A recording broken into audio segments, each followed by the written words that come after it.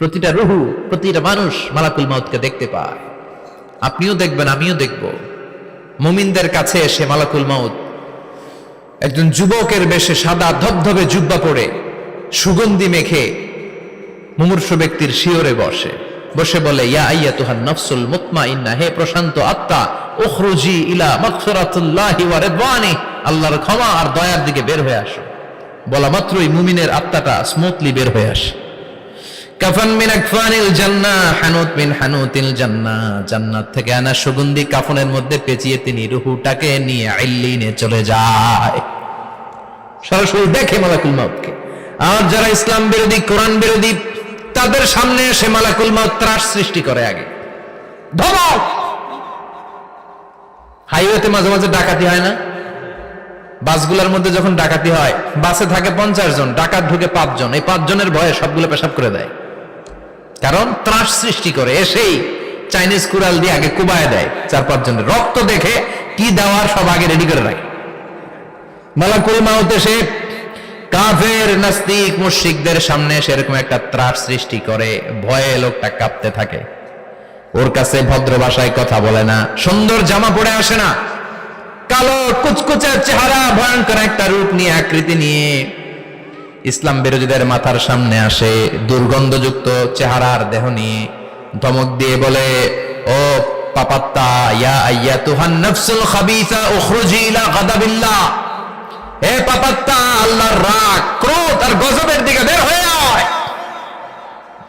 মুমিনের আত্মা বলার সাথে সাথে যেমনি মুমিনের দেহ থেকে বের হয়ে জান্নাতি কাফনের ভেতরে ঢুকে, কাফেরদের আত্মাও কি এরকম তাড়াতাড়ি বেরোতে চায় নাকি? কাফেরদের আত্মা বেরোতে চায় না। ডানে দৌড়, বায়ে দৌড়, সামনে দৌড়, পেছনে দৌড়, আহা, দৌড়াদৌড়ি করে। মালাকুল মাউত এটাকে টেনে হিচড়ে, একটা জীবিত ছাগলকে জবাই না করে তার চামড়া উল্টার দিকে টেনে হিচড়ে বের করলে ছাগলটা যত কষ্ট পায়, এর চেয়ে কমসে কম 70 গুণ বেশি কষ্ট দিয়ে কাফের, মুশরিক আর গাদ্দারদের রূহ কবজ করা হয়। আল্লাহ, এই পরিস্থিতি থেকে তুমি আমাদের বাঁচাও। মুমিনদের রূহ যেমনি কবজ হয়, ওইভাবে রূহ কবজের ব্যবস্থা করে দিও। ইমানের মৃত্যু নসিব করে দিও, শাহিদি মৃত্যু নসিব করে দিও। আমাকে শহীদ করে সেই মিছিলে শামিল করে নিও, যে মিছিলের নেতা মীর হামজা, খোবায়েবে খাব্বাব, আল্লাহর কাছে ছিল অতি প্রিয়, শামিল করে নিও। আমাকে শহীদ করে সেই মিছিলে শামিল করে নিও। পড়েন আমিন। আরো জোরে পড়েন আমিন। তার মানে বিমান দুর্ঘটনায় হোক, কিংবা লঞ্চ ডুবিতে হোক, কিংবা আগুনে পড়ে হোক, কিংবা আত্মঘাতী হামলায় হোক, যে যেখানেই মারা যায়, কবরের 3টা প্রশ্ন তার জন্য আছে না নাই? ইসলাম বিরোধীদের জন্য প্রশ্ন 3টা, আপনারা যারা মুমিন তাদের জন্য 4টা। আপনাদের জন্য একটা বেশি, আলহামদুলিল্লাহ। কোন কবরে এসে প্রথম প্রশ্ন করবে, মুনকার নাকির যখন চলে আসবে, 40 কদম যখন আত্মীয় স্বজনরা লাশটাকে কবরের মধ্যে দিয়ে 40 কদম চলে যায়, তখনই ফেরেশতা চলে আসে। আহা, শেষ, সব শেষ। এসেই পরীক্ষা শুরু। মার রব্বুক, তোর রবের নাম কি? চিল্লায় বলেন, আমাদের রবের নাম কি? আমরা বলবো রব্বি আল্লাহ, আল্লাহ আমারে রব। দমে দমে তনু মনে তারি অনুভব। পড়েন, আল্লাহ আমারে রব। তোমার দুনিয়াতে আমি যেদিকে তাকাই, অথই নিয়ামতে ডুবে আছি সবাই। পাখপাখালির গানে শুনি তসবিহ কলরব, তসবিহ কলরব, আল্লাহ আমারে রব। প্রথম প্রশ্ন, তোমার রব কে? আমরা বলবো আমাদের রব আল্লাহ। দ্বিতীয় প্রশ্ন, ওমা দীনুক, তোমার ধর্মের নাম কি? আমরা কি বলবো?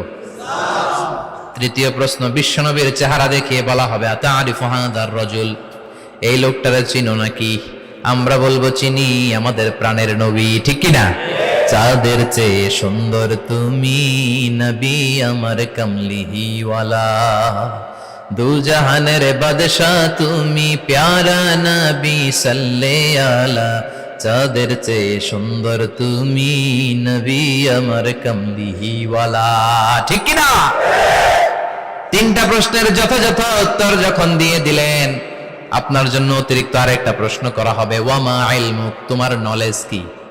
তিনটা প্রশ্নের উত্তর যে তুমি করতে পারলা, কিভাবে পারলা, কেমনে জানলা?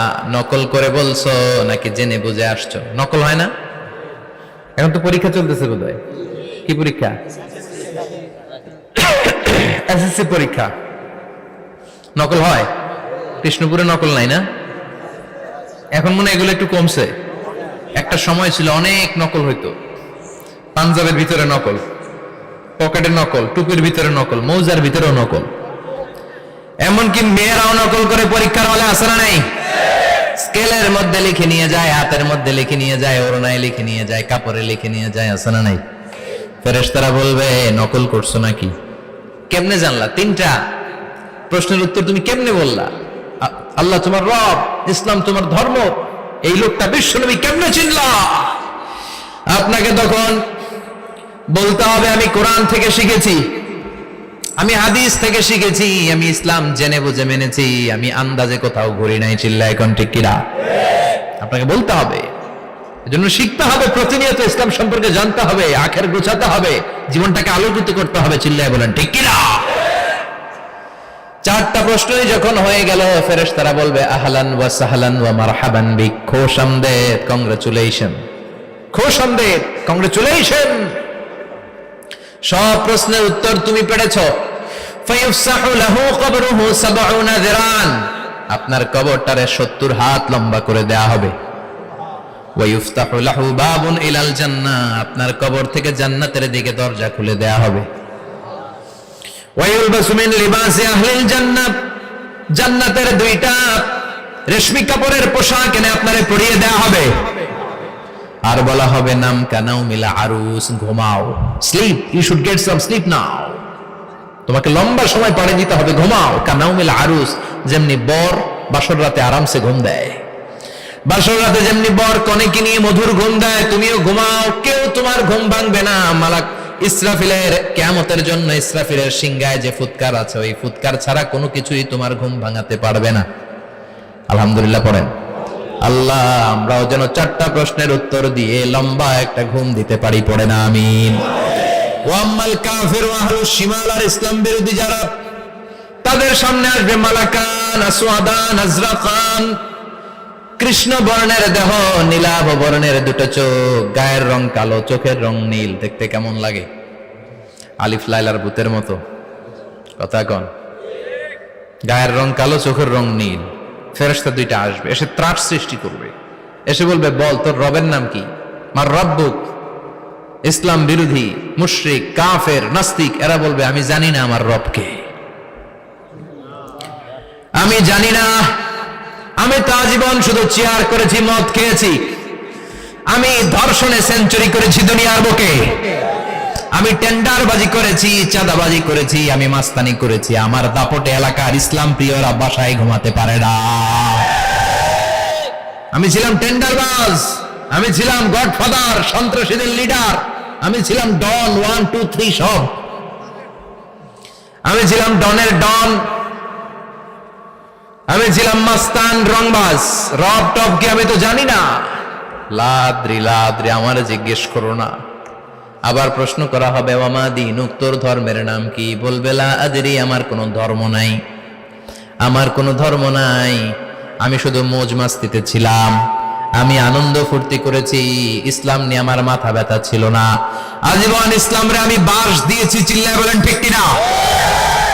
ইসলাম বিরোধীদের সাথে ছিল আমার চলাফেরা, আমার সব সাঙ্গপাঙ্গ ছিল গুন্ডা বদমাশ, ইসলাম বিরোধী।